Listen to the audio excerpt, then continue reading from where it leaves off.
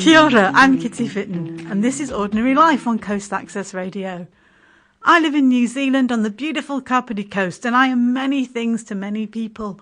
I'm a mum, I'm a wife, I'm a partner, I have a sister, I'm a friend, and I work, I do all kinds of things, and yet I also have got Parkinson's disease. I cling to the hope it's not my defining feature, and yet here I am talking about Parkinson's. Still, I'm not a doctor or a health professional, so please don't think I'm going to tell people what to do. But it's simply my own musings on things that cross my mind as I go about my very normal, very ordinary life. Now, I've mentioned that I'm a lot of things to a lot of people, and I don't think that I'm particularly special. I just get up, I just get on with it. My father-in-law says, when things go wrong, you have to just keep getting out of bed, swing your legs over and keep putting one foot in front of the other. And I very much uphold that opinion. Some people have said I should write a book about my life experiences, and I just tell them I'm far too busy just getting out there doing it. I always just get on with it. If people need help, then I just get on with that too. Last month, I attended Relay for Life, which is the Cancer Society's big fundraiser. They go all over the country and they do them everywhere. This was in Wellington at Trentham Racecourse, and I helped my local college. And we had a great time. It was really humbling. I love that they do this thing called a candlelight ceremony where everybody decorates a bag and you put the name of somebody that may have passed or somebody that's going through a current ordeal with cancer.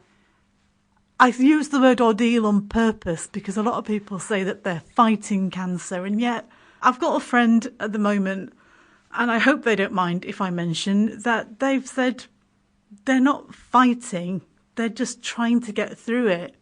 If something happens to them, and we all hope that that does not happen, you don't lose a fight because it's not something you can really fight. It's something you have to endure. It's something you have to get through. It's something you have to cope with. So I hope people don't find that upsetting. But this awful ordeal of cancer. And we walked around the candlelight ceremony looking at all the different bags that had been lit up and placed around the track. And it was really rather moving. I was also struck by the number of kids that were from the college that had little stickers on their back saying, I'm doing this for my mum or my dad. And that was really quite emotional. I'm going to butt in here, Kitty. Was that your first Relay for Life? No, I did it last year, and it was just fantastic. And it's what I love. Oh, sorry, this is Nikki here. I'm Kitty's tech today, and she said if I had any questions or comments to make, I could join in. So I was very much supposed to say, and helping me is Nikki Carroll. That is fine. We don't need to worry about that. I'm famous in my own right. So a few years ago, Kapiti actually got to host one, which was really amazing. Awesome. Yeah, so I have mentioned to Mandy Savage from the Cancer Society that, maybe that could be something if we could find enough people to organise it. Because obviously, you went to the Wellington one. It takes a huge amount of organisation to get these things off the ground. Yeah, it was so good. Not only did it strike me the amount of kids that were running for people that they knew personally, it really hammered home the message that everybody's got something going on in their lives. The lady who was the MC, whose name I didn't pick up, I think they said her name was Amber. She was dressed up as Mary Poppins, but she was Daffy Poppins with all these daffodils for the Cancer Society. And on the second day, she stood up there and said, I've gone through cancer twice. And she was crying, and it was kind of beautiful if that makes sense. It was a really special moment to hear her talk about it. I think a lot of times, particularly with cancer, and it's the same with any disease, but particularly with cancer, sometimes people don't know how to talk about it. Yeah. You don't know whether somebody wants to talk to you about the journey they're going on, or whether you should comment on the journey they're going on. That's why something like Relay for Life is so important, because it gets a whole group of people together. to kind of wrap that support around people. Yeah, I mean, even yesterday, I took a group of kids somewhere, and one of these young people was struggling to walk with crutches, and I said, "Oh, have you done something to your leg?" And they said, "Oh no, I've had leukemia and I've had to learn how to walk again."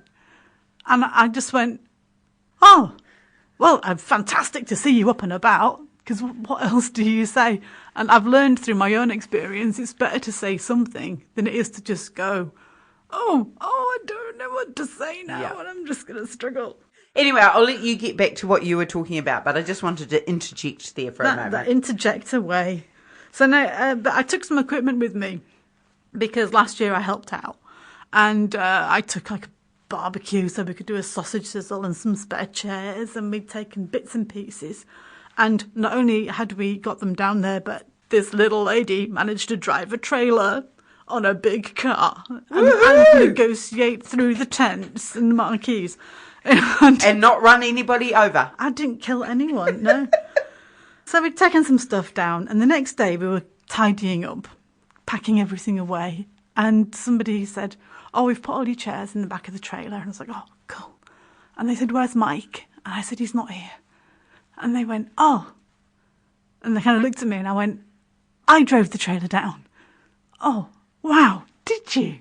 I'm like, yeah, I did. And then anyway, I went over to the barbecue. You can laugh, it's all right. Sorry, I am having a little giggle here because I've got to know Kitty quite well over the last year or 18 months, and she's pretty amazing. But yeah, I can just imagine how that conversation went. But then she says to me, that's it, I went over to unpack the barbecue, and I had to take off the gas bottle and undo the gas bottle and stuff. And they went, "Oh, is this yours?" I said, "Yeah, I'm just taking it apart, and I'm going to get the kids to help me put it on the back of the trailer, because even I'm not that amazing." And they went, "Oh gosh, and you've done all this stuff, and you know, I knew it was there, and you've got Parkinson's, and you're really remarkable. What a remarkable woman you are." And I just said, "Oh, thanks. It's nothing really." Because to me, it isn't anything that stunning and I'm not saying that to blow my own trumpet. I'm saying that because, well, you know, for a start off, I've got to come up with something for a radio show every 2 weeks. It was something that did stick in my mind.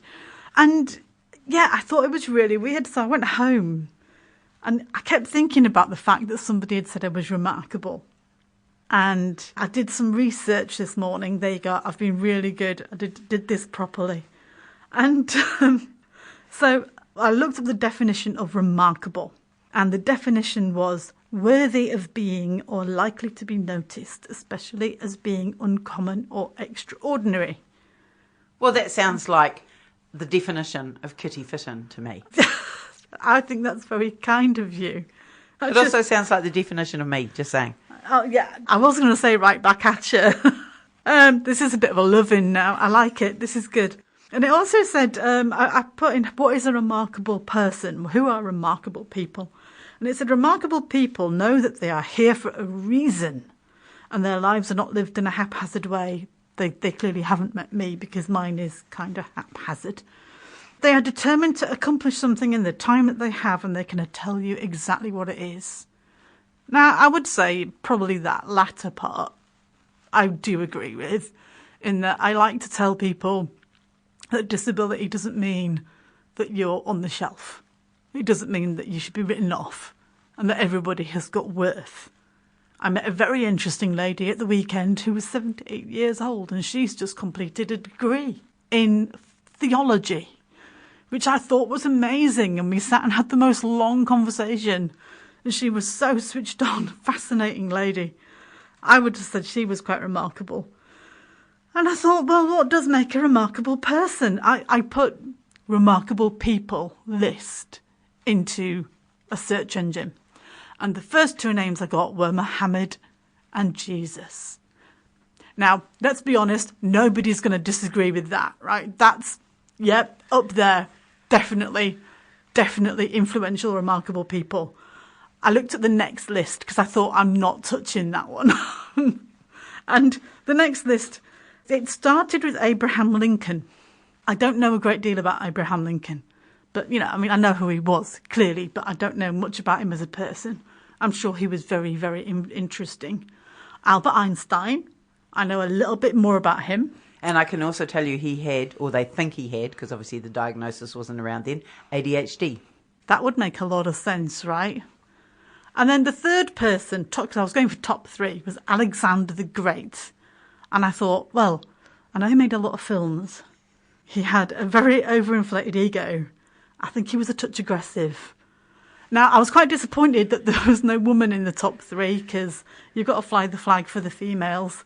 So I did go to top 4. I hope that's okay. And the top 4, Anne Boleyn makes the list.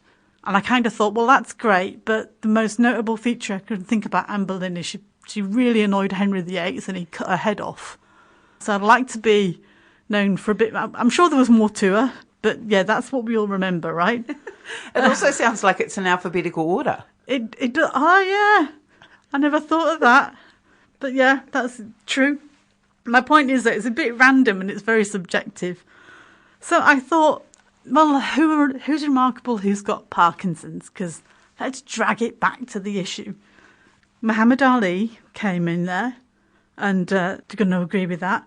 George Bush, the 41st President of the United States, or Ian Holm, who was a British actor who I loved very much. Now, these people have all passed away, and the list made much of the fact that they all died from Parkinson's.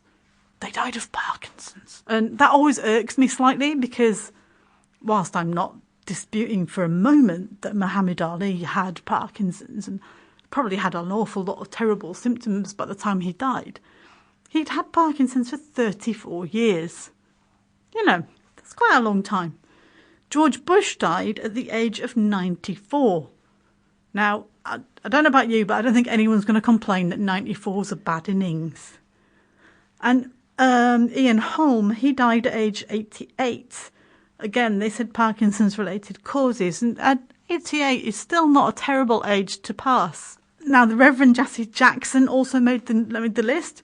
He was diagnosed in 2015, so he's had it about 9 years. And he's trying to advocate now to find a cure. So he makes the list, in my opinion, he makes the list anyway, let's be honest, for civil rights and all the things that he's done. But that I thought was really great. Davis Finney, who was diagnosed in 2000, and he was the first American to win the Tour de France. And he also is now a big advocate for Parkinson's and just basically getting out there and just getting on with your life. And the person that shares that is Janet Reno. There is a point, I'll stop in a moment. So Janet Reno, she was the Attorney General of the US, first female Attorney General, and 2 years into her 8-year tenancy, she was diagnosed with Parkinson's. And still carried on. She just got on with it, right? And I was like, wow, that is fantastic. And again, they said she passed away due to complications of Parkinson's. But that was 21 years after her diagnosis. And I didn't actually check how old she was, but I believe she was a reasonable age. And that in turn got me thinking about why are we concentrating on when they died, right? Everybody's thinking about, oh, well, these people have got Parkinson's and they've died because of Parkinson's-related things. However, most of them were extremely old when they died. So, people unfortunately do pass. But let's concentrate on what they achieve in their life. Now, another person that I think is locally very remarkable is a person that I know in a local networking group that I'm a part of, and he's called Howard Woolston. And he gave a wonderful little education slot last week in this networking group about how he'd been to a funeral and they put the dates up, born, died. There's a little line in the middle. And he said, all the important stuff happens in the line. That's where the magic happens. And yet you sum up somebody's life for these 2 years and you don't think about all the stuff that they do in the middle. And I think that's a lot of the time what happens to people with Parkinson's. They go, oh, when were you diagnosed? How long have you had it? And I'm like, well, I've always been the person that I am. I've always been I've always been kiddie fitting, you know. I've always been someone that's passionate about helping, getting out there, doing stuff for charity. Ex-crazy scout leader, dragging kids off to mountains and all kinds of things. Just because I've got Parkinson's didn't change my entire character.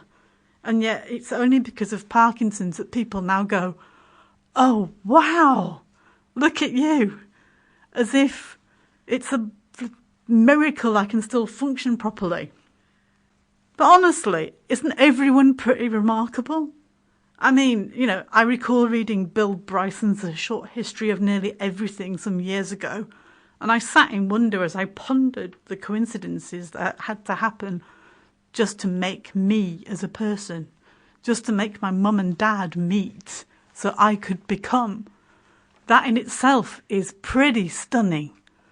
And everybody manages to do something that may not seem remarkable to others, but is for you. And I think that's worth celebrating. There are lots of things that people can do.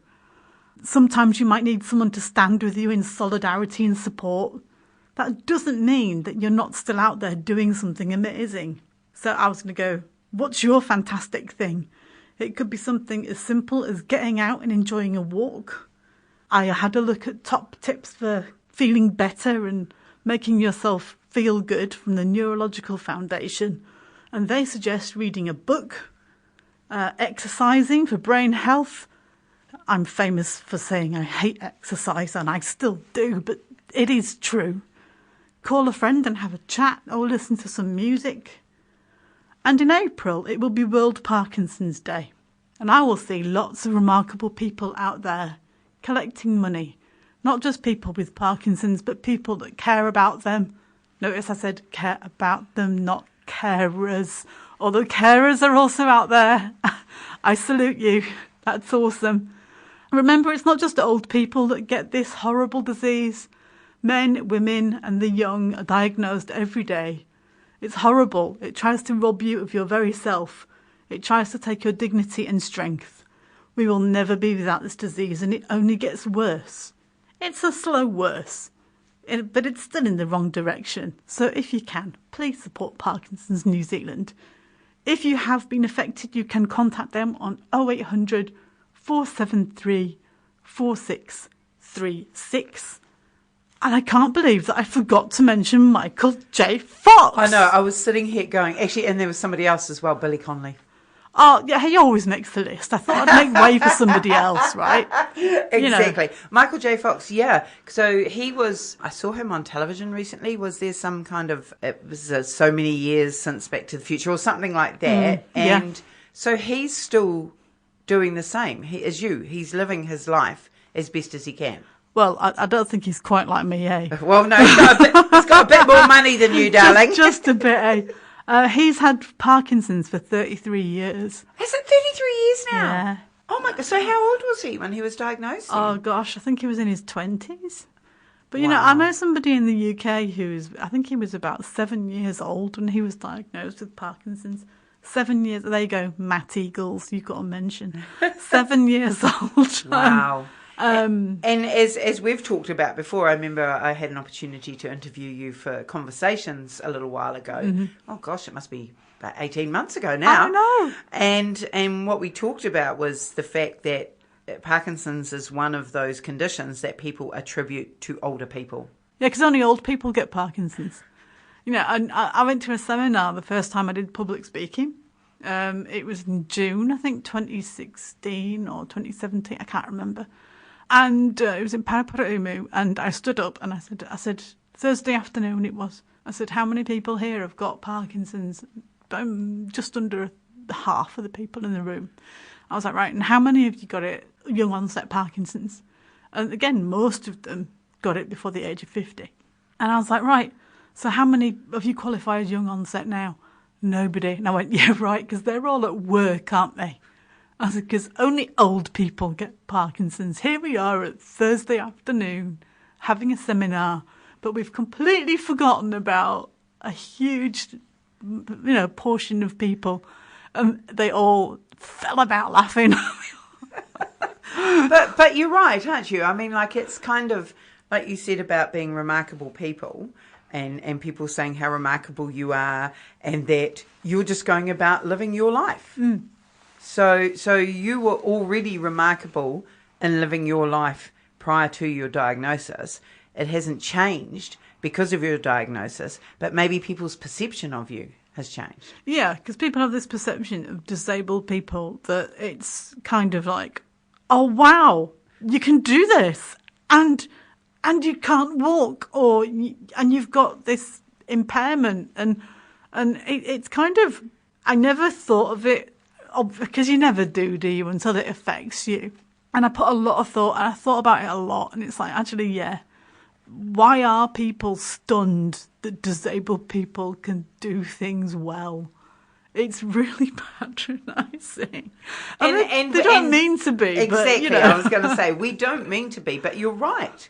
Yeah, you know? It's the shock. There was an Australian girl, and sadly I think she's now passed away, but she was in a wheelchair. I think she was a comedian, and she came on stage and she said something like, why, they tried to give me an award at school for bravery. And I was like, why am I brave? I got out of bed, I came to school, why is that brave? And cancer, I'm talking about, people are brave and stuff. And like, I think I saw somebody wrote the other day, I'm not brave, I'm dealing with it. And that's kind of how I feel. Somebody once said to me, this guy said to me, I couldn't cope with what you've got. And I said, well, you could. And he went, no, I couldn't. I don't know what I'd do. And I said, no, you could, because you've got no other option. Yeah. And he went, no. And at this point... You didn't slap him, did you, Kitty? You wanted to. Well, the polite answer is, at this point, I said to him, I'm supposed to go sit in the corner and just disappear, am I? I actually... You do not want this. I actually was like, oh, right, so what you're saying, you just go kill yourself. Do you know? I should really... Yeah. But, it's like, dude, listen to what you're saying. Yeah. And nobody knows what life's going to bring to them, right? So you may develop a condition that you've never had before in your life. So, do you stop living? You've got children, you've got grandchildren, you've got a partner, you've got a job. I don't have any grandchildren yet. Oh, no, I'm not talking about you specifically, but I just mean in general. Yeah. So, you still have a life happening around you. Yeah. So are you going to choose just to shut down and not... Well, I think last week I said to Catherine, there's always something that can spur you on. And she said some people don't have anything.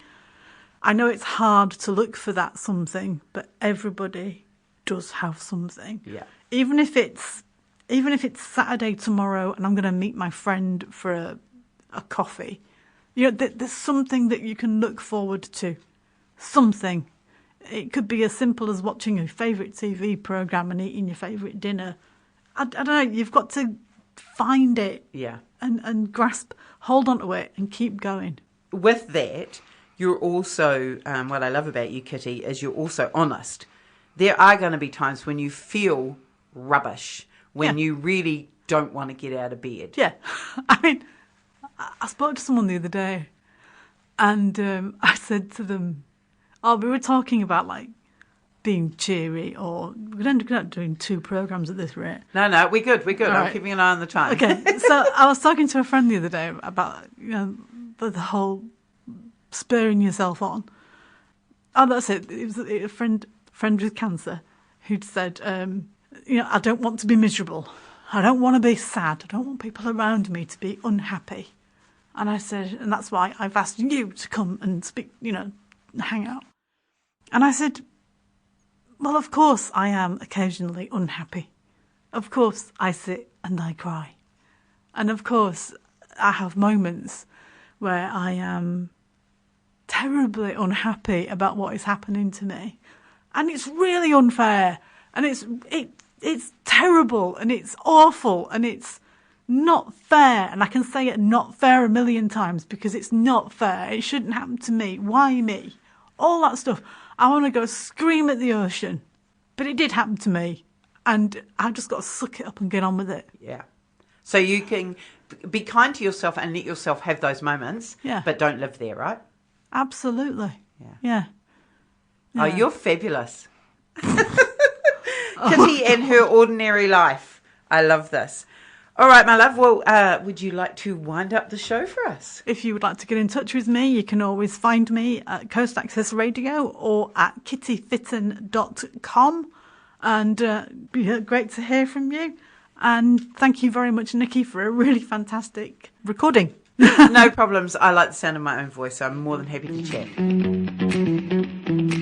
This program was made with assistance from New Zealand On Air for radio broadcast and through the accessmedia.nz website. Thank you, New Zealand On Air.